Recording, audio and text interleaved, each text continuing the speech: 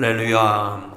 오늘도 주일을 맞이해서 예배당에 나와서 현장 예배를 드리는 우리 성도 여러분에게, 또 이 자리에는 올 수 없지만 가정에서 또 타지에서 유튜브로 영상 예배를 드리는 우리 교우들에게 하나님의 은혜가 함께하기를 주님의 이름으로 축원합니다. 옛날 어떤 사람이 편지를 붙이기 위해서 우체국에 갔습니다. 근데 옛날이기 때문에 우표 한 장에 30원 할 때예요. 그 30원짜리 우표 하나를 사려고 500원짜리를 꺼내 놓았습니다. 창구에 앉아있는 직원이 창백한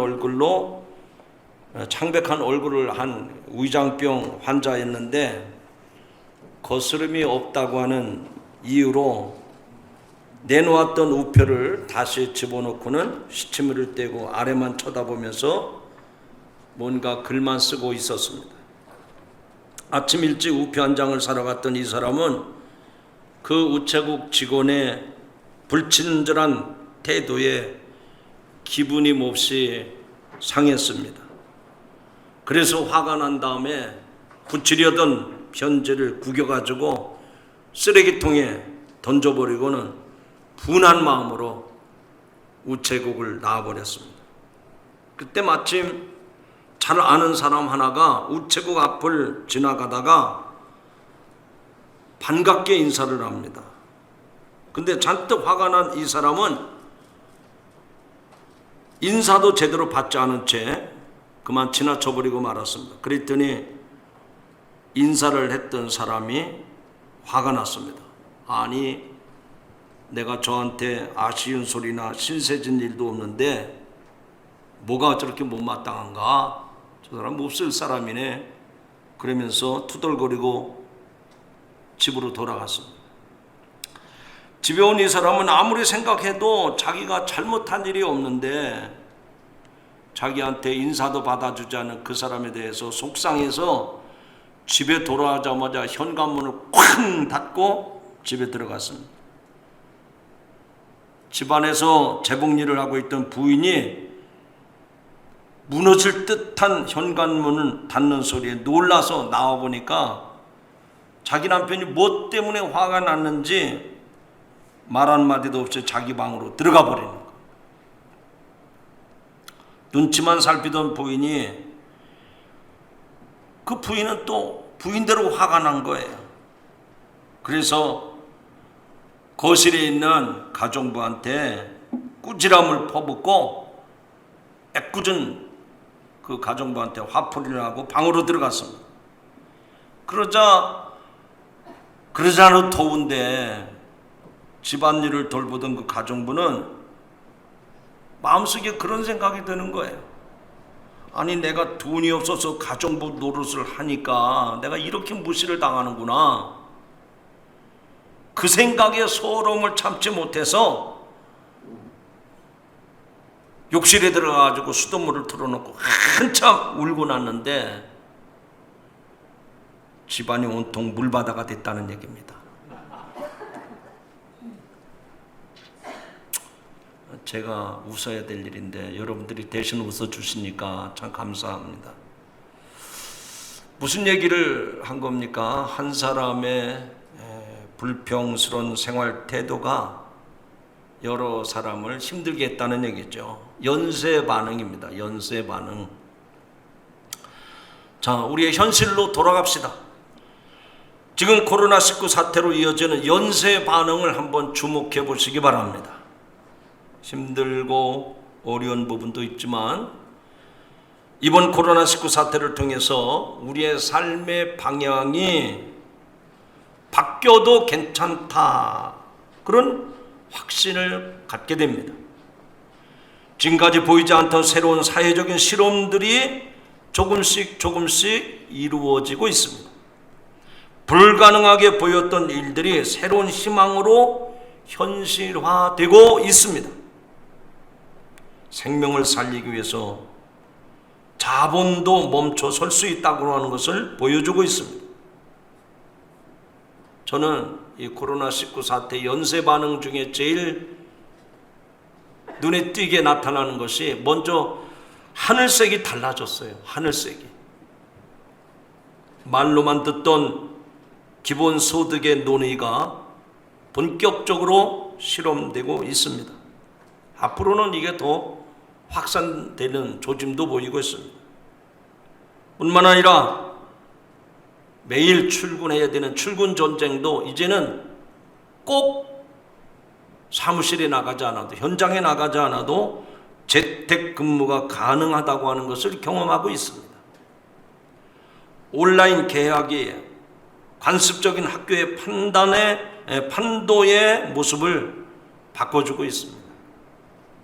원하지 않았지만 이런 새로운 변화가 실현될 수 있다고 하는 가능성을 우리는 이 코로나19의 연쇄 반응을 통해서 느끼고 체험하고 있습니다.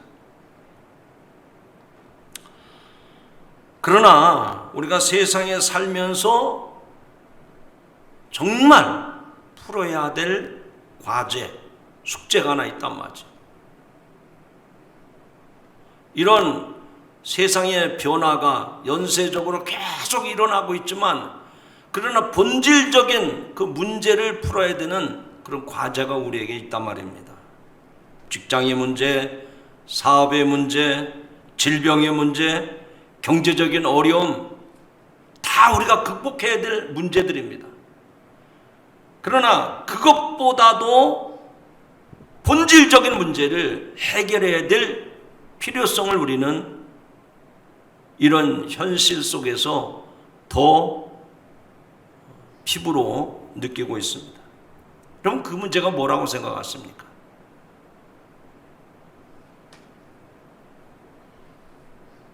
그것은 바로 내 영혼의 구원 문제입니다.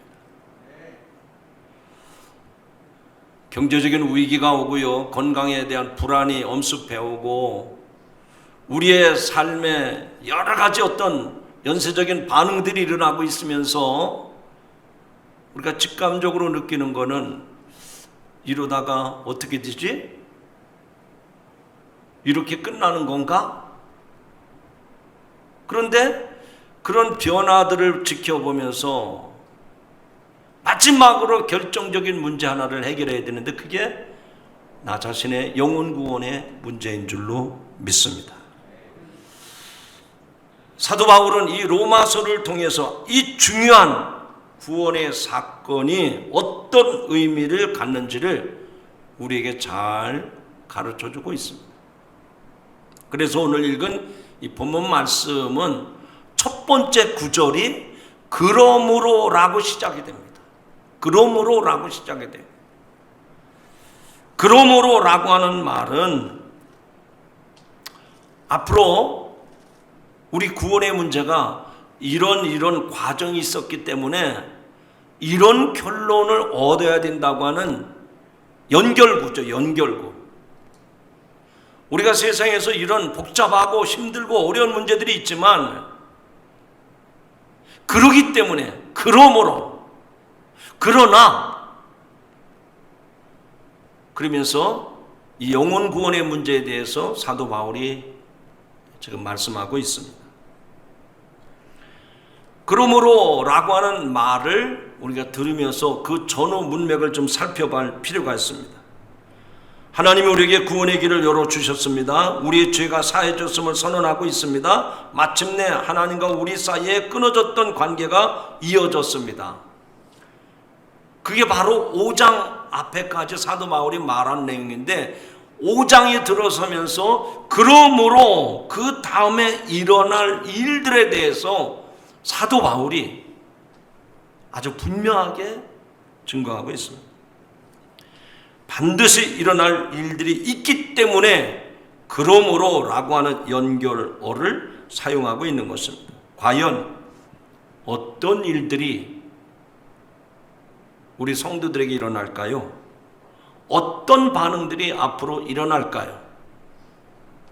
저는 우리들이 지금 힘들고 어려운 상황에서 오늘의 이 말씀을 통해서 여러분에게 소망과 또 위로와 또 격려가 되기를 주님의 이름으로 축원합니다.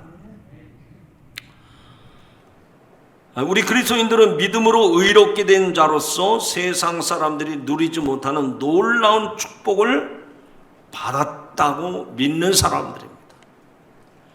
그리스도인은 이 땅에 거하면서 하나님으로부터 예수 그리스도를 통해서 특별한 축복된 삶의 자리로 초대받은 복된 사람들입니다. 오늘 본문 1절, 2절에 등장하는 세 단어가 우리 그리스도인들이 누리는 세 가지 축복의 모습을 말씀해 주고 있습니다. 그 축복은 하나로만 끝나는 것이 아니라 계속해서 연쇄적으로 하나의 과정으로 끝나는 것이 아니라 하나가 둘이 되고 둘이 넷이 되고 이런 식으로 세포 분열식으로 연쇄적인 반응을 일으키는 것을 이 본문에서 우리에게 말씀해 주고 있습니다. 여기 5장 1절 본문 1절에 보면 그러므로 우리가 믿음으로 의롭다 하심을 받았으니, 우리가 다 믿음으로 의롭다 하심을 받는 성도들 아닙니까? 그런데 우리 주 예수 그리스도로 말미암아 하나님과 화평을 누리자 그랬어요. 우리가 구원받은 성도들이 되었는데 구원받은 성도들에게는 반드시 연쇄적으로 일어나는 첫 번째 반응이 있는데 그것이 뭐냐? 오늘 1절에서 하나님과 더불어 화평을 누리자고 그랬어요. 오늘 이 말씀이 여러분의 마음에 새겨지기를 주님의 이름으로 축원합니다. 구원받은 성도는 세상과 즐거움을 누리고 세상과 짝하며 사는 것이 아니라 하나님과 화목하고 하나님과 화평을 누리는 그런 자리로 하나님이 우리를 인도하심을 믿으시기 바랍니다. 진노의 심판에서 구원받은 우리는 하나님께서 우리들에게 세상이 줄 수 없는 그런 평화, 그런 화평, 그래서 하나님 앞에 조금도 꺼리낌이 없이 나갈 수 있도록 그 자리로 우리를 인도하시고 우리를 그 자리에 세워주심을 믿으시면 아멘 하시기 바랍니다. 혹시 글쎄 아직 나는 예수 믿긴 믿는데 그 마음의 평화가 없습니다. 그러면 고민 좀 해보셔야 됩니다. 내가 주는 평화는 세상이 주는 것과 같지 아니하니 라고 주님 말씀하셨어요. 즉 주님은 우리들을 통해서 믿음으로 구원받게 하시고 구원받은 성도들에게는 하나님과 더불어 화평하는, 하나님과 더불어 화목하는, 하나님이 주시는 그 은혜의 자리로 들어가게 하심을 믿으시기 바랍니다. 그래서 우리는 그걸 누려야 돼요. 하나님은 우리들에게 진노를 주시는 분이 아니시라 평안을 주시는 분이심을 믿으시기 바랍니다. 사회가 복잡해지고 인간관계가 어려워질수록 평안이 귀해집니다. 쉽게 말하면 세상이 힘들수록 우리 마음은 더 불안한 거예요. 이런 전염병이 창궐할 때 불안한 겁니다. 여러분, 세상이 과거보다 지금이 더 평안합니까? 아멘. 열이면 10사람이 모두가 옛날이 평안했습니다, 옛날이 편안했습니다 그럴 거예요. 시대가 발전하고 문명이 발달하는 이런 시대에 사람들은 평안을 누리지 못해요. 불안한 거예요. 걱정이 더 많은 거예요. 그런데 오늘 사도 바울은 구원받은 성도들은 첫 번째 연쇄적인 반응이 나타나는데 그것이 하나님과 화목한 것, 하나님으로부터 평안을 누리는 것이라고 말씀하고 있습니다. 세상 얘기할 것 없습니다. 교회도 마찬가지예요.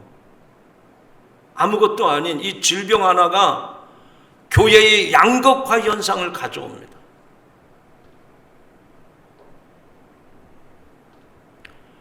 성도들은 많이 있는데 그 많은 성도들하고 주님이 주시는 평안을 누리고 교제하고 성도의 아름다운 친교가 이루어지는 것이 아니라 군종 속에 외톨이가 돼버린 거예요. 내 마음을 나눌 사람이 없는 거예요. 이심전심이 되지를 않는 거예요. 한 교회에 소속되어 있는 성도이기는 하지만 외톨이가 많아요. 외톨이가. 인간이 맺는 여러 가지 관계 가운데 하나님과의 관계는 가장 중요한 근원적인 관계인 줄로 믿습니다. 저는 확신을 갖습니다. 하나님과 화목한 사람은요, 하나님과 평화를 누리는 사람은 세상과도 모든 다른 사람과도 자연스럽게 그 평화를 누리고 화목을 누리게 되는 줄로 믿습니다. 하나님과 화평한 사람인데 사람하고는 불통하고 있다? 그럼 그 믿음이 잘못된 겁니다. 영적인 원리는 하나님과 화평한 사람은요, 모든 피조물 세계와 화평을 누릴 수가 있어요. 그게 영적인 원리예요. 오늘 이 말씀을 듣는 성도 여러분, 생활 속에 외로움을 느끼십니까? 세상에 나밖에 없다고 그런 생각이 드십니까?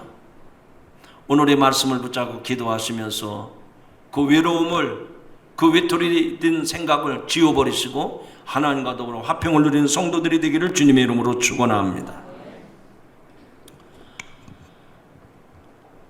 두 번째는 오늘 말씀 가운데 2절에 나오는 말씀인데요. 또한 그로 말미암아 우리가 믿음으로 서 있는 이 은혜에 들어감을 얻었으며 라고 말씀을 합니다. 즉 하나님과 화목한 사람은 그냥 여기가 좋사오니, 그래서 하나님과의 관계만 그냥 오직 거기만 매달리는 게 아니라 또 다른 연쇄 반응이 일어나는데, 본문 2절에 보니까 이 은혜에 들어감을 얻었으며 라고 말씀을 합니다. 하나님의 은혜는 무한한 은혜입니다. 그렇기 때문에 하나님과 화목한 사람, 하나님과 평화를 누리는 사람은 거기에 멈춰 서 있는 것이 아니라, 거기서 끝나버리는 것이 아니라 하나님의 무한한 은혜의 세계로 들어갈 수 있는 길이 열리는 줄로 믿습니다. 그 연결된 관계를 근거로 해서 하나님은 인간에게 성령을 보내주셨고 인간은 평화를 경험합니다. 더 이상 불안과 좌절이라고 하는 조건은 인간을 괴롭히지 않습니다. 하나님의 진노도 심판도 그치게 되었습니다. 그래서 그 은혜를 경험한 사람은 고백할 수밖에 없어요. 찬양할 수밖에 없어요. 보라, 지금이야말로 은혜 받을 만한 때요 구원의 날이로다. 할렐루야. 이 상태에서 예상할 수 있는 다음 단계는 무엇일까요?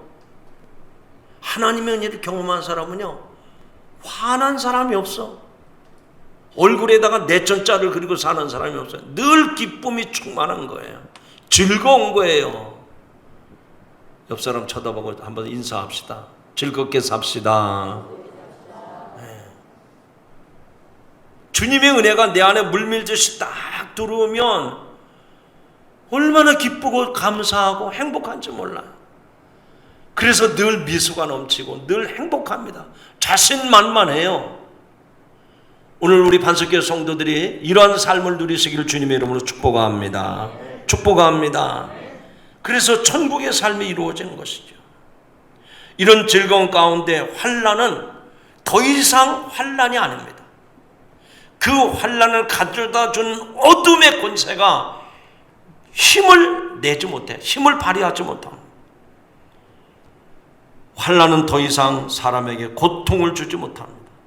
오히려 환난을 당한 성도들이 인내하면서 그 과정의 연단을 통해서 소망의 자리로 나가게 됩니다. 우리 교회가 요즘 새벽마다 사도행전의 말씀, 특별히 사도 바울의 전도 사역을 쭉 지켜보고 있는데, 사도 바울에게는 얼마나 많은 환난과 핍박이 많았는지 몰라요. 아마 웬만한 사람 같으면 그 정도면 죽겠다고 할 거예요. 죽겠다고. 근데 사도 바울은 나는 죽고 예수 그리스도가 내 안에 날마다 사노라고 고백을 하지 않습니까? 그러니까 그가 당하는 환난이나 풍파 이런 것이 아무 문제가 안 돼요. 하나님이 이런 환난을 통해서, 이런 고난을 통해서 무언가 또 새로운 일을 하시려고 하는구나. 거기에 기대감이 충만해가지고 그 문제를 문제로 삼지 않습니다. 무슨 얘기인지 못 알아들으시는 것 같아요. 이 코로나 더 심해질 수도 있습니다. 그러나 이런 게 문제가 안 됩니다. 문제가 안 돼요. 하나님께서 말씀하신 대로 내 혼과 내 영과 내 육을 흠없이 보존하는구나. 이런 것을 경험하게 되면서 자신 있게 살아가게 되는 줄로 믿습니다. 세 번째는요, 이 하나님의 사랑의 연쇄적인 반응이 하나님의 임재에 참여할 수 있는 영광의 자리로 우리를 인도하시는 줄로 믿습니다. 여기 2절 하반절에 보니까 하나님의 영광을 바라고 즐거워하느니라 라고 말씀을 했습니다. 여러분, 우리로 하여금 이 은혜의 삶을 살고 거기에서 머물러 있지 아니하고 정말 세상에서 경험할 수 없는 하나님의 함께 하시는, 하나님이 나와 함께하는 그 임재의 자리, 그 영광스러운 자리로 저와 여러분을 인도하시는 줄로 믿으시기 바랍니다. 우리가 하나님의 피조물로서 그 임재 안에 거하는 것보다 더 큰 영광은 없습니다. 하나님의 그 권능, 하나님의 그 능력, 하나님의 그 영광스러움, 그 안에 거하고 싶다고 무조건 다 허락이 되는 건 아닙니다. 하나님께서 허락하실 때만 그 안에 거하는 것이 가능합니다. 이 은혜에 들어가면 다른 말로 하면 성도들에게만 주어지는 하나님의 축복이요, 우리 성도의 입장에서 볼 때 성도에게 주어진 권리인 줄로 믿으시기 바랍니다.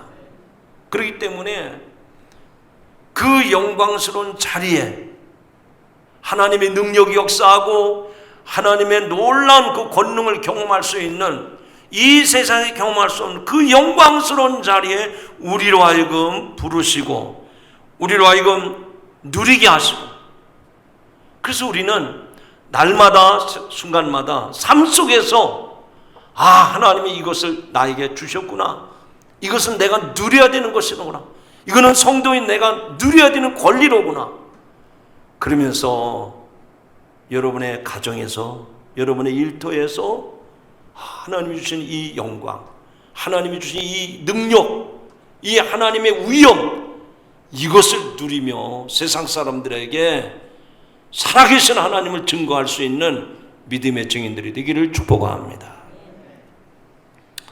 이렇게 해서 사랑의 연쇄반은 특별히 우리로 하여금 그 자리에 머물러 있지 아니하고 점점 더 은혜의 세계로 나갈 수 있도록 하십니다. 처음에 하나님과 화평하는 자리, 화목의 자리, 또 은혜의 자리, 영광의 자리로 우리들에게 주어지는 특권을 누리게 하셨단 말이죠. 하나님은 이미 그 아들 예수 그리스도를 보내심으로 우리가 감히 상상도 할 수 없었던 그 은혜의 절정을 이미 허락해 주셨어요. 믿으십니까? 그러면 이제 그 중요한 것은, 이미 하나님이 허락해 줬다면 우리는 받아 누려야 돼요. 그것을 충분히 누리지 못하면 마음고생, 몸고생, 인생 그냥 낭비하고 마는 거예요. 옆 사람한테 한번 권면하면서 축복합시다. 우리 모두 그 하나님의 은혜를 누리며 삽시다. 누리지 못하는 사람이 불행한 사람이에요. 하나님은 우리가 그렇게 살도록, 우리가 누리며 살도록 이미 은혜를 허락해 주셨어요. 내주셨어요. 그런데도 누리지 못하는 것은 누구 책임입니까? 내 책임이죠. 여러 번 들어서 여러분이 아시는 말씀입니다만, 우리나라 개신교 선교 초기에 있었던 선교사의 일화의 이야기죠. 5일장 날 선교사가 지프차를 타고 읍내로 나가는데 그 신장로길에 할머니가 광주리에다가 짐을 가득 짊어지고 힘겹게 구부러진 허리를 펴지도 못하면서 가는 거예요. 선교사가 지프차를 타고 가다가 세우고서는, 할머니 이 차를 타시고 같이 갑시다. 그러니까 아이고 선교사 양반 괜찮아요, 그냥 가세요. 근데 선교사가 그냥 갈 수가 없죠. 괜찮습니다 할머니, 이리 주세요. 그리고 광주를 받아다가 뒷자리에 앉혀놓고 할머니 앉으세요. 그리고 붕 시동 걸고 한참 가는데 할머니가 이상한 표정을, 뭔가 봤더니 한 손은 차를 붙잡고 한 손은 광주를 이고 막 몸을 못 가누면서, 선교사가 내려서 차를 멈추고서는 할머니 왜 이러십니까? 그랬더니 아이고 나를 태워준 것도 감사한데 어떻게 이 광주리까지 여기다 내려놓고 갑니다. 광주리는 내가 이고 가야지요. 여러분 들어서 웃음이 별로 안 나오는 것 같은데 우리가 지금 그렇게 살고 있단 말이에요. 하나님이 우리에게 하나님의 놀라운 은혜의 절정을 허락해 주셨어요. 근데 그걸 누리지 못하는 거예요. 누리지 못하는 거예요.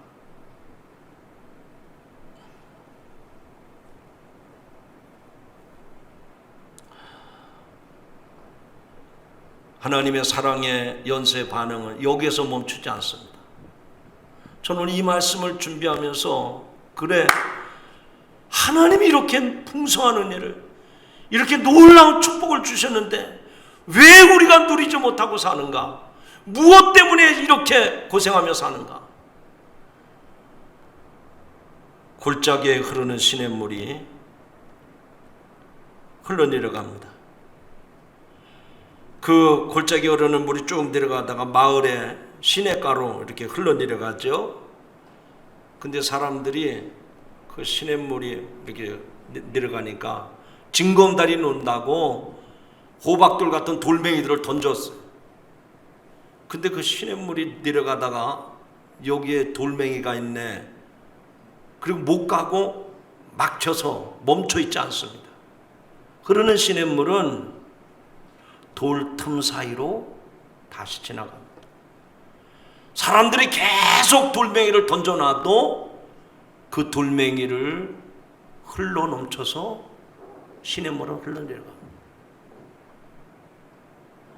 하나님의 사랑이 연쇄 반응으로 일어나는데 그냥 한두 가지로 끝나버리는 게 아니에요. 어떤 것 때문에, 어떤 사건 때문에 막혀버린 게 아니에요.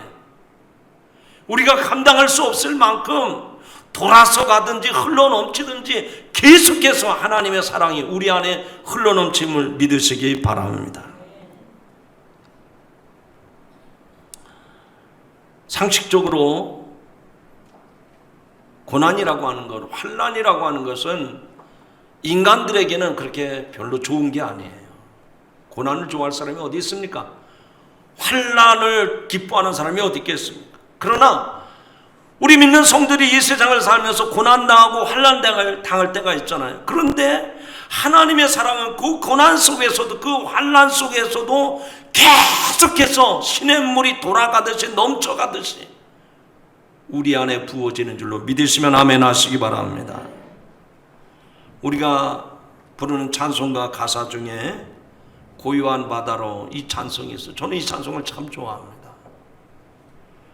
고요한 바다로 저 천국 향할 때 주 내게 순품 주시니 참 감사합니다. 큰 물결이 일어나 나 쉬지 못하나 이 풍랑 인연하여서 더 빨리 갑니다. 할렐루야. 이 풍랑, 이 환난, 이 고난 좋아할 사람 한 사람도 없습니다. 근데 지나고 보니까 그때 그 고난이, 지나고 보니까 그때 그 환난이 나를 연단시켰어요. 나를 단단하게 했어요. 나를 나대게 만들었어요. 성경 말씀이 아니더라도 우리 선인들은 뭐라고 그랬습니까? 젊어서 고생은 사서 하라고 그랬어요. 고생은 사서 하는 거라고 그랬어요. 근데 요즘 고난 살려고 하는 사람 없어요. 환난을 내가 준비하고 있으니 내게로 오라, 이런 사람 한 사람도 없습니다. 다 쉽게 쉽게, 편하게 편하게.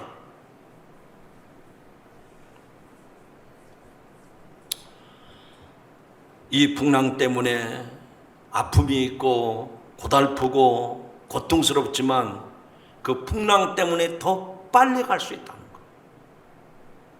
옆 사람에게 우리 서로 격려하며 권면합시다. 풍랑 때문에 더 빨리 갈 수 있습니다. 우리 어르신들도 뭐 아시겠지만 혹시 그 윈드서핑이라는 거 아시죠? 젊은이들은 뭐 다 아는 얘기지만 윈드서핑은 일정한 판자 위에 돛대를 세우고 바람을 받으면서 파도를 타는 스포츠입니다. 이제 이게 아주 현대 스포츠에 각광받는 스포츠인데, 돛을 잡고 바람의 강약을 맞아 균형을 맞추면서 세일링하는 것으로 수상 레포츠의 꽃이라고 여겨집니다. 뭐 이와 비슷한 그런 스포츠들이 많죠. 패러글라이딩, 또 행글라이딩. 제가 한번 단양에 가서 그걸 타려고 그랬더니 아유 안 됩니다. 곧장 천국 갈 것 같은데 그렇게 되면 안 됩니다. 그래서 포기했지만 패러글라이딩, 행글라이딩, 스노우보드.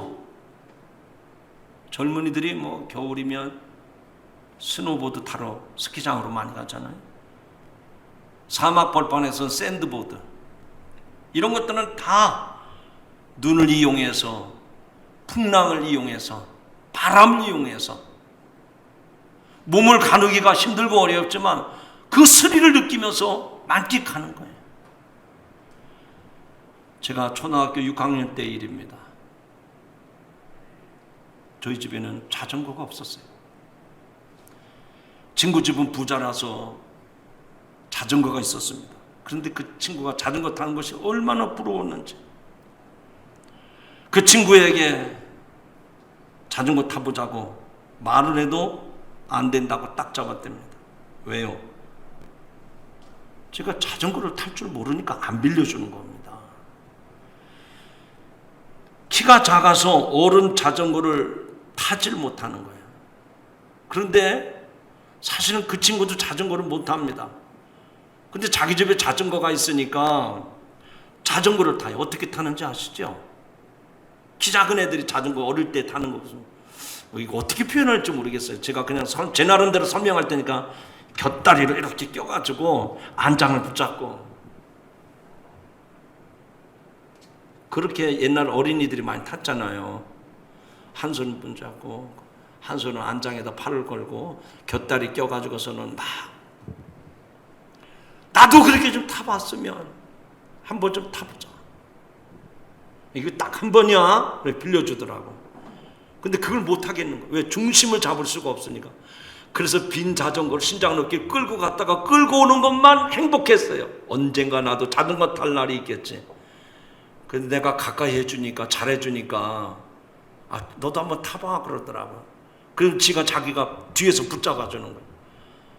그 친구가 탄 방법대로 곁다리를 가운데다 놓고 중심을 잡으면서 해봅니다.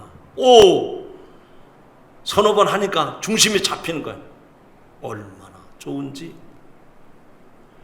그런데 그 친구가 어느 날은 자전거 안장에 올라타고서는 엉덩이를 실룩 하면서, 왜 그렇게 탈까요?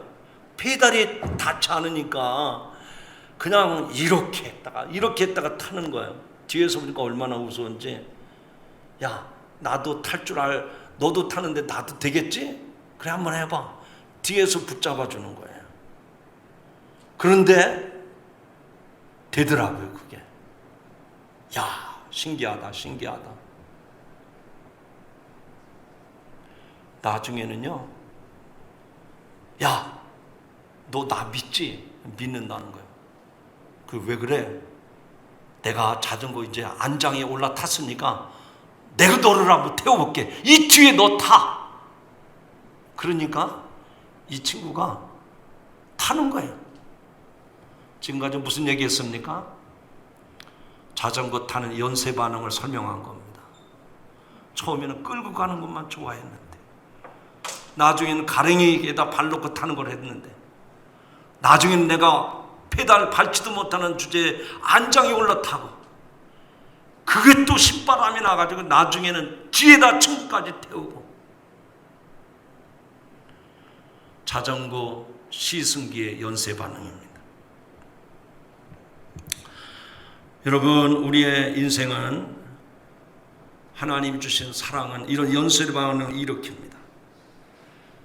오늘 본문 가운데 3절 4절입니다. 다만 이뿐 아니라 우리가 환난 중에도 즐거워하는 이는 환난은 인내는, 인내는 연단을, 연단은 소망을 이루는 줄 알미로다. 여기 세 가지 덕목이 나오는데 인내의 덕목, 연단의 덕목, 소망의 덕목이 나옵니다. 여러분, 시간이 많이 갔기 때문에 제가 중간 설교를 끊어버리려고 그래요. 오늘 하나님의 사랑은 연쇄적으로 반응을 일으키는데 인내, 연단, 소망 이런 축복을 우리에게 주는 줄로 믿습니다. 이런 은혜가 여러분 가운데 임하기를 주님의 이름으로 축원합니다. 하나님 감사합니다. 우리를 하나님의 자녀로 구원해 주시어서 하나님 자녀 되게 하셨는데 우리는 그 놀라운 은혜와 놀라운 사랑이 한 번 이례적으로 끝나는 것이 아니라 연쇄적으로 계속 이루어진다는 사실을 오늘 로마서의 말씀을 통해서 깨달았습니다. 하나님, 우리가 주님 나라일 때까지 그 하나님의 사랑은 계속해서 연쇄적인 반응을 일으킬 줄로 믿습니다. 이제 내게 주어진 그 사랑이 나를 통해서 또 다른 사람에게 전파되게 하옵소서. 예수님의 이름으로 기도하옵나이다. 아멘.